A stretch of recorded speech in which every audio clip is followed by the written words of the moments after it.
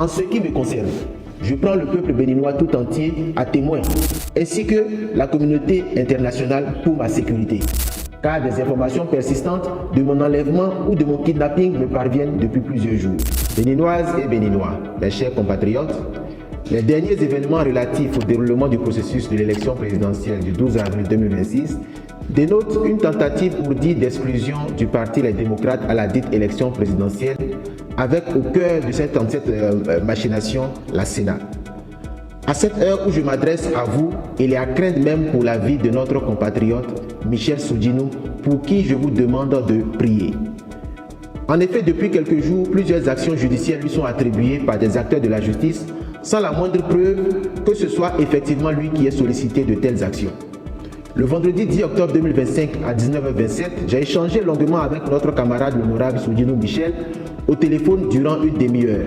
Il a certes exprimé des récriminations à l'encontre de certains camarades membres de sa circonscription électorale, mais à moi et devant témoins, il m'a assuré par 3 fois qu'il ne décevra pas le peuple béninois. Sauf que, tout juste après la désignation du duo candidat à l'issue du Conseil national du lundi 13 octobre 2025, des actions judiciaires ciblées contre votre parti et attribuées à l'honorable Michel Soudjinou ont débuté sans que personne n'ait plus jamais eu accès à lui. Toutes les tentatives et appels téléphoniques pour le voir ont été soldés par des échecs. À ce jour donc, et depuis la désignation du duo candidat, notre camarade a disparu. Mais la suspicion d'une collusion entre la Sénat et certaines mains invisibles de la République auxquelles elle est soumise nous laisse penser que le sieur Soudjinou Michel n'a jamais retiré une nouvelle fiche de parrainage et ou n'a jamais mandaté un huissier de justice au fin de retirer sa fiche de parrainage entre les mains du président du parti Les Démocrates. Et pour preuve, à ce jour, personne n'a vu physiquement le sieur Soudjinou Michel. Ce qui nous fait croire que ceux qui agissent pour son compte non seulement sont les seuls à savoir où il se trouve, mais il est plus évident qu'ils se sont arrangés pour que notre camarade ne soit pas libre de ses mouvements afin de garantir le succès de cette entreprise funeste de déstabilisation. Reçu dans le bureau du directeur général des élections ce vendredi 17 octobre 2025 aux environs de 10 h, en présence de notre huissier de justice, pour le dépôt de la fiche de parrainage que l'honorable Soudjinou Michel a retirée le 2 septembre 2025 avec tous ses collègues, le directeur général des élections a fait venir Maître Maxime Assoba dans son bureau qu'il nous a présenté comme l'huissier de la Sénat. Déjà le 14 octobre 2025, lors du dépôt de notre dossier de candidature à la Sénat, nous avons déjà remarqué et constaté la présence de ce huissier de justice dans la salle de réception des dossiers de candidature aux côtés des membres du comité de réception des dossiers de candidature et de la Sénat, ce qui confirme qu'il est effectivement l'huissier de justice de la Sénat. Ma première interrogation est la suivante. Dès lors que l'honorable Michel Soudjinou est introuvable, à quelle occasion l'huissier de justice de la Sénat a pu être mandaté par le camarade Soudjinou pour être également son huissier et lui retirer sa fiche de parrainage? À quel moment l'honorable Soudjinou Michel a-t-il retiré sa nouvelle fiche de parrainage entre les mains de la Sénat? Est-ce l'huissier de justice de la Sénat qui a retiré pour le compte de Michel Soudjinou cette nouvelle fiche de parrainage ou Michel Soudjinou lui-même? Mais revenons au fait de notre passage à la Sénat ce vendredi 17 octobre 2025, toujours dans le bureau du directeur général des élections en présence constante de Maître Maxime Assoba présenté comme l'huissier de la Sénat et de notre huissier à nous, le parti Les Démocrates qui était également présent.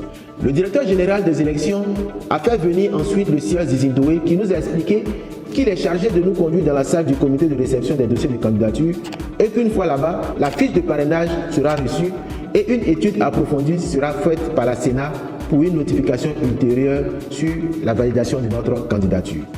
Nous l'avons donc suivi dans la salle où nous avons été reçus par le comité qui a réceptionné la dite fiche de parrainage et nous avons signé le procès verbal de remise en présence de notre huissier de justice et de Maître Assoba, huissier de la Sénat.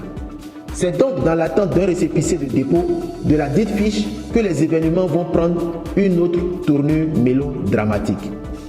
D'abord, dans un premier temps, la Sénat a fait venir un autre huissier de justice en la personne de Maître Alain Apo, qu'elle nous a présenté comme son huissier. Dès lors, la question la plus évidente est celle de savoir le rôle et la qualité de Maître Maxime Assogba dans l'enceinte de la Sénat depuis plusieurs jours, qui nous a été présenté auparavant par le directeur général des élections comme étant l'huissier de la Sénat. Nous avons décidé d'interpeller directement Maître Maxime Assogba, qui va affirmer qu'il est présent dans les locaux de la Sénat en qualité de l'huissier de justice de l'honorable Michel Soudjinou. Pourquoi le directeur général des élections l'a-t-il alors présenté comme l'huissier de l'institution?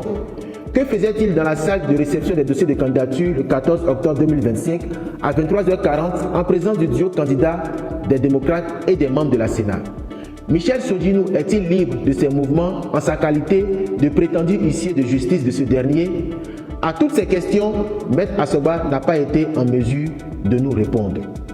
Il va donc quitter la salle aussitôt et se mettre à passer des appels. Au même moment, M. Zizindoé va tenter en vain de nous faire signer une autre fiche de réception du 28e parrainage avec la mention de son annulation par décision du tribunal. Nous lui avions gentiment fait remarquer que ce n'était pas dans les attributions du comité de réception des pièces de candidature de faire de telles observations sur le fond, mais plutôt à la Sénat elle-même. Après plusieurs minutes d'échange, nous avons quitté les lieux après l'arrivée d'un détachement impressionnant de la police républicaine, avec à sa tête le directeur général de la police républicaine en personne. Maître Assogba est allé à sa rencontre et, accompagné d'autres officiers, se sont tous rendus à l'étage du bâtiment principal de la Sénat. Mes chers compatriotes, à ce jour, les seules questions qui vaillent sont les suivantes. Où se trouve l'honorable Michel Soudjinou? Est-il libre de ses mouvements? A-t-il mandaté Maître Maxime Assogba pour agir et faire annuler son parrainage? S'est-il rendu lui-même à la Sénat pour le retrait d'une nouvelle fiche?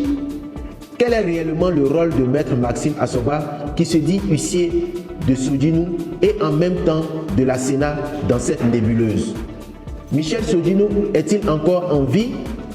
Surtout que dans la matinée du vendredi 17 octobre 2025, il a été constaté sur les réseaux sociaux un nouveau message de notre camarade dans lequel il a affirmé être séquestré. En l'absence de réponse venant de Michel Soudjinou in persona, c'est-à-dire en l'absence de réponse venant de Michel Soudjinou lui-même, toutes les décisions rendues par le juge judiciaire, pourtant incompétent en matière électorale, sont des décisions escroquées contre le peuple béninois afin de lui arracher sa souveraineté garantie par notre Constitution et la Cour constitutionnelle.